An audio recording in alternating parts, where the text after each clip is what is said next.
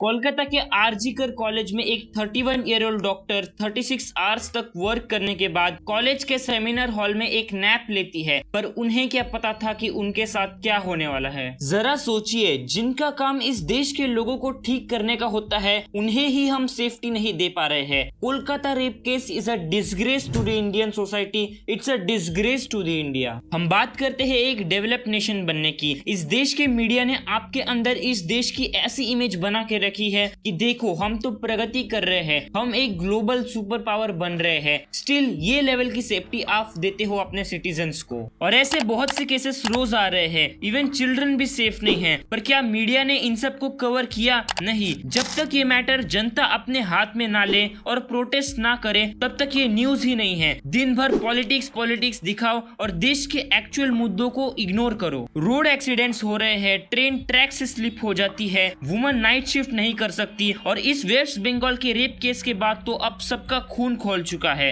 Enough is enough. अगर आप मुझे जानते हो तो आपको पता होगा कि मुझे पॉलिटिक्स के बारे में ज्यादा बात करना अच्छा नहीं लगता, बस अपने ओपिनियंस देता हूँ जनरल चीजों पर अब ये बात तो फैक्ट है कि पॉलिटिक्स इस देश को रूइन कर रहा है। अगर आपका पॉलिटिकल कनेक्शन अच्छा हो तो आप बड़े से बड़ा इलीगल काम लीगल तरीके से कर सकते हो। पुणे पोर्श केस में भी यही हुआ, और ऊपर से आप ब्रिजभूषण सिंह और प्रज्वल रेवन्ना जैसे लोगों को पॉलिटिक्स में रखकर इन सब चीजों को प्रमोट कर रहे हो। और ममता बनर्जी किस बात की रैली निकाल रही है? आप अपनी पावर का यूज रेपिस्ट को पकड़ने के लिए नहीं, पर रैली निकालने के लिए कर रहे हो। आई कांट बिलीव कि लोग कैसे इनसे मैनिपुलेट होकर इन्हें वोट दे देते हैं। लेकिन इस रेप केस का सारा दोष हम सिर्फ पॉलिटिशियंस के ऊपर नहीं दे सकते, दोषी सोसाइटी भी है। जहाँ पर लड़कियों को जज करा जाता है उनके क्लोथिंग, उनके काम से, और उनके मेल फ्रेंड्स कितने हैं। And I am pretty sure कि आपके रिलेटिव्स या फिर आपके मोहल्ले में ऐसी आंटी जरूर होंगी जो लड़कियों को जज करती है।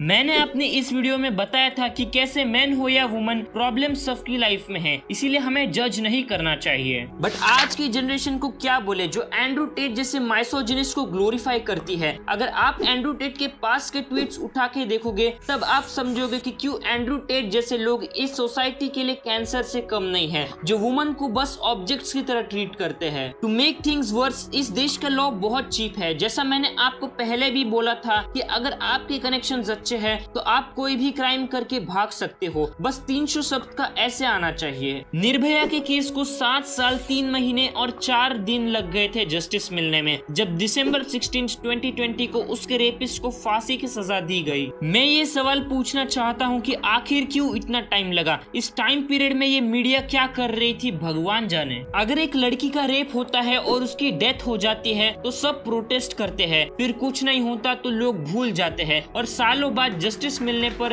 लोग ताली बजाते हैं। और अगर मान लो लड़की ने रेप सर्वाइव भी कर लिया तो भी उससे कोई शादी नहीं करना चाहिएगा। जरा सोचिए उनकी फैमिली की क्या हालत होगी। इस सब के बीच ट्विटर पर महाभारत की एक क्लिप के चर्चे हो रहे हैं। किंतु द्रौपदी वस्त्रहरण केवल तुम्हारी व्यक्तिगत समस्या नहीं है पार्थ। जो समाज इंद्रप्रस्थ की पटरानी, महाराज द्रुपद की पुत्री और पांडवों की पत्नी द्रौपदी के वस्त्रहरण पर चुप रह गया, वो समाज भला किसी साधारण नारी के मान सम्मान की क्या रक्षा करे? इस रेप केस की एक एक डिटेल आपका खून उबालने वाली है। उसकी बॉडी में 150 ग्राम सीमेन मिला, जिससे ये तो प्रूव होता है कि मल्टीपल लोग इसमें इन्वॉल्व थे। लेकिन क्या करे, सीसीटीवी तो उस रूम में था ही नहीं। But the point of realization ये है कि ये तो एक केस है, ऐसे बहुत से केसेस रोज आते रहते हैं जिन्हें मीडिया अटेंशन तक नहीं देती। आखिर कब तक हम ये सहते रहेंगे? और जब मैंने अपने ही सब्सक्राइबर्स का रिप्लाई पढ़ा इस बंगाल हॉरर के इंसिडेंट पर, तब मुझे बहुत बुरा लगा। एंड अब मैं बात करने वाला हूँ उस इंसिडेंट के बारे में जो बदलापुर महाराष्ट्र में हुआ, जहाँ पर 2-4 साल की लड़कियों का रेप किया गया, वो भी आदर्श स्कूल के अंदर 13 अगस्त 2024 को। और रेपिस्ट एक सफाई कर्मचारी है, और अभी इस वक्त वो दोनों लड़कियां हॉस्पिटल में एडमिट है।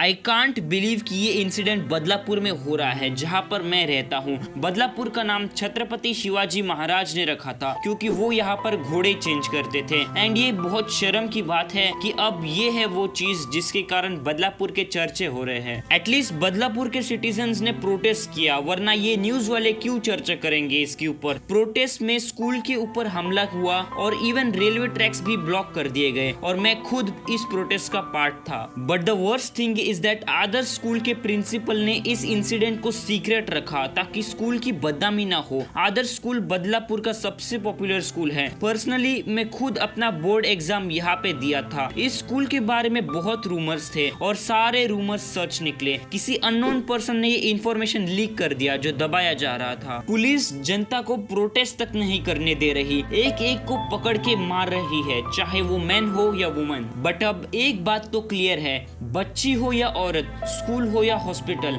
सेफ कोई नहीं है। मेरे हिसाब से इंडिया में प्रॉपर सेक्स एजुकेशन मिलता ही नहीं या फिर ना के बराबर मिलता है। हमें बच्चों को इन सब चीजों के बारे में नॉलेज देनी चाहिए ताकि वो अपोजिट जेंडर की रिस्पेक्ट करें। बट अनफॉर्चुनेटली ये चीज ना तो आपको आपके पेरेंट्स बताते हैं और ना ही स्कूल की टीचर। बट आप एज अ वुमन, अगर मान लो भगवान ना करे पर अगर आप कोई परेशान कर रहा है तो आपको भागने की कोशिश करनी चाहिए या फिर लोगों से हेल्प मांगे अगर अवेलेबल है तो, या फिर खुद के सेल्फ डिफेंस में इसी शार्प ऑब्जेक्ट का यूज कीजिए। एंड ये एक प्रोडक्ट है रेपेक्स नाम से जिसका यूज वुमन कर सकते हैं खुद को बचाने के लिए। आई कांट अंडरस्टैंड कि क्यों ये प्रोडक्ट फ्री में इंडिया के अंदर डिस्ट्रीब्यूट नहीं किया जाता। इंडियन गवर्नमेंट बहुत ही इग्नोरेंट है। This country could have been much safer अगर आप रेप की बजाय रेपिस्ट को कवर करते। रेप के बाद सेल्फ रिस्पेक्ट रेपिस्ट की गिरती है, विक्टिम की नहीं। तो बस मेरा यही मैसेज है कि अपोजिट जेंडर की रिस्पेक्ट करो और अगर कोई आपको हैरेस करता है तो उसे इग्नोर मत करो। अपने पेरेंट्स या टीचर को बताओ। जय हिंद।